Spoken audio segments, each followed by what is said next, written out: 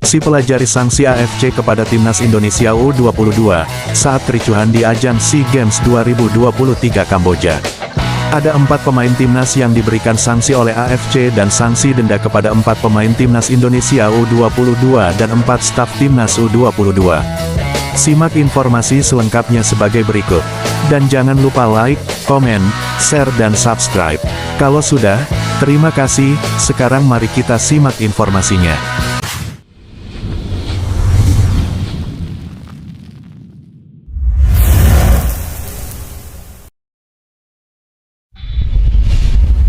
PSSI angkat suara soal sanksi dari AFC terhadap 3 pemain hingga staf Timnas Indonesia U22 di SEA Games 2023.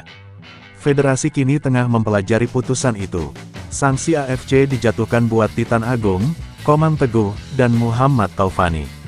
Selain itu 4 staf juga kena getahnya yakni Tegar Diokta, Sahari Gultom, Ahmad Nizar, dan Muhni Toit Sarnadi.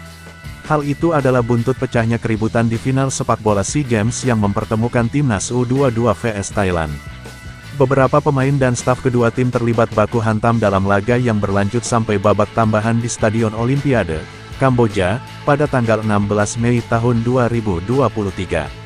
Kami saat ini lagi mempelajari hukuman denda dan bermain yang diberikan kepada pemain dan staf Timnas kita serta konsekuensinya, kata anggota Komite Eksekutif Exco PSSI Arya Sinulinga, di forum wartawan. Dalam beberapa saat ke depan kami akan mengambil keputusan untuk hal ini, ujarnya lagi. Dalam keputusan Komisi Disiplin AFC menyatakan bahwa Titan dan Komang melanggar Kode Disiplin dan Etik AFC Pasal 47. Mereka dijatuhi denda sebesar $1.000 AS sekitar 15 juta rupiah dan larangan bermain dalam 6 laga. Lalu Taufani melanggar etik AFC Pasal 51 dengan hukuman larangan bermain 6 laga tanpa denda. Sementara staf Timnas U22 yakni Tegar dan Sahari tidak boleh mendampingi tim selama 6 laga dan denda $1.000 AS. Ahmad Nizar dan Muhni dihukum larangan mendampingi tim dalam 6 laga tanpa denda. Sementara dari tim Thailand ada 4 pemain dan 4 ofisial yang mendapatkan hukuman.